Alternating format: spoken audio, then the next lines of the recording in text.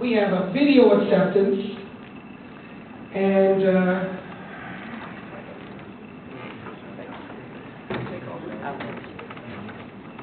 my name is John Scarpino, and I was a student of Tanya's for over 6 years. It is a great honor to be here to accept this award for Tanya, but for personal reasons, she could not make it today. It is important to say that Tanya deserves this award because of her pure dedication to her students and her selfless pursuit in making us all love the sport of fencing. Tanya herself learned how to fence in Belarus in the days of the Soviet Union when she was 15. Her club trained the best of the best fencers in the sport. 1/3 of the Soviet Olympic fencers came from her club. She began in track and field, running through the woods, and as she likes to remind her students how easy we had it, she would build up her legs by jumping over bomb craters left over from a war. By the time Tanya was 19, she won a very coveted title. She was the junior foil champion of the Soviet Union. A short 4 years. An amazing accomplishment, given how many competitive fencers there were in her country. I asked her, and she said there were over 50,000 fencers in the Soviet Union at the time when she was training. For her to be the best after a short 4 years is a big accomplishment. I asked Tanya, did she ever compete outside of the Soviet Union when she won?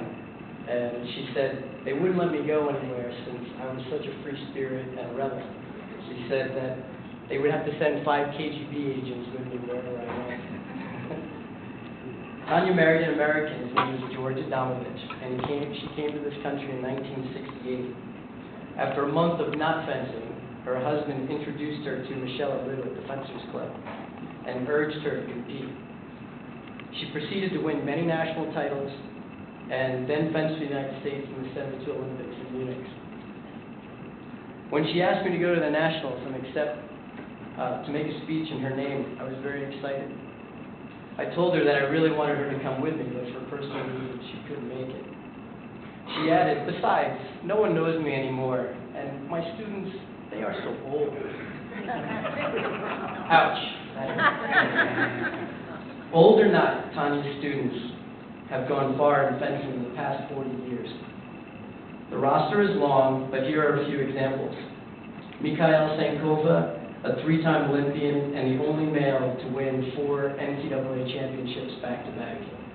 Tanya trained Mikhail for free from the time he was 9 until he switched to saber and trained with Chava Eltish at the Fencers Club. Alan Weber, Olympian and coach, John Tiomkian, Olympian and club owner, Bruce Gilman, coach at Vassar. Her students have not only competed, but they passed on her love of coaching by teaching many new fencers. I even opened my club at Nyack, New York, Nyack Fencing Academy in her honor, and her dedication and love of the sport. Tanya's students have gone on to compete at every Ivy League fencing program in the United States, as well as internationally. She is my mentor and inspiration for the past 30 years. She changed my life and the lives of many people that were blessed to have her as a coach. To her students, she was not just a fencing coach, but we were really part of her family. And to this day, I refer to her as my Russian mother. I met Tanya in 1978 when I was 12 years old. I was a geeky little fat kid who wanted to hang a sword on my wall. And my mother jumped at the chance to get me into a sport. My mom said, I'll buy you the sword if you learn how to use it. And I told her, I don't want to fence, they have really bad pants. My hesitation ended when my mother scheduled my first lesson with Tanya. I arrived at Tanya's house in Belmore, Long Island, and I walked down some stairs, and there she was in the small basement of Dad giving a lesson. She lifted her beat-up mask, took one look at me with my long hair, my work boots, my ripped jeans, and my raggedy shirt, and she said to Mikhail, teach him footwork and tell me what you think. So Mikhail made me fence in my socks. But I was hooked from that moment on. I was always early to my lessons, and I would help Tanya move her couch and roll up a carpet, and then I would stay there for hours. The basement was so small. We used to think she trained there on purpose, because if you retreated too far, you'd fall into the bathroom. And that's the truth. In the summer, we would fence on her deck or on her dock.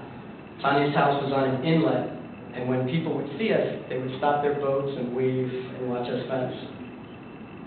Tanya wanted us to learn more than just fencing. She taught us about the rich history of her country and her culture. Once Tanya took myself and some of her students to a Russian party at a friend's house.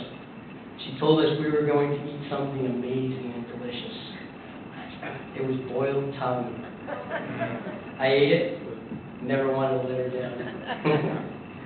And speaking of never letting her down, this is a good one. Every summer, Tanya would put on a production of Robin Hood at Eisenhower Park not too far from us in Long Island. And she is a larger-than-life personality. She loves to make a big entrance, so of course, she was Robin Hood. And we were her merry men. We were not too merry, though, because we would have to run around Eisenhower Park in green tights. Not fun. Tanya gave so much of herself, and this is a heartfelt moment for me. Once I cut my foot in a bad accident, could barely walk, and I qualified to go to the New York Empire State Games. She came to my house for a week straight, for 2 hours every day, and gave me lessons just so I wouldn't lose my age. She would drop everything just to come to direct one of our high school events. We would do anything for her because she would do anything for us. Tanya taught us all to attack and to fight each bout with honor. That each point was gold, and that you should try your best. I left fencing for many years, but I called her all the time. To this day, I still remember her phone number. I guess when you add it all up, she deserves this award in many ways. I know she touched the lives of many people in this room.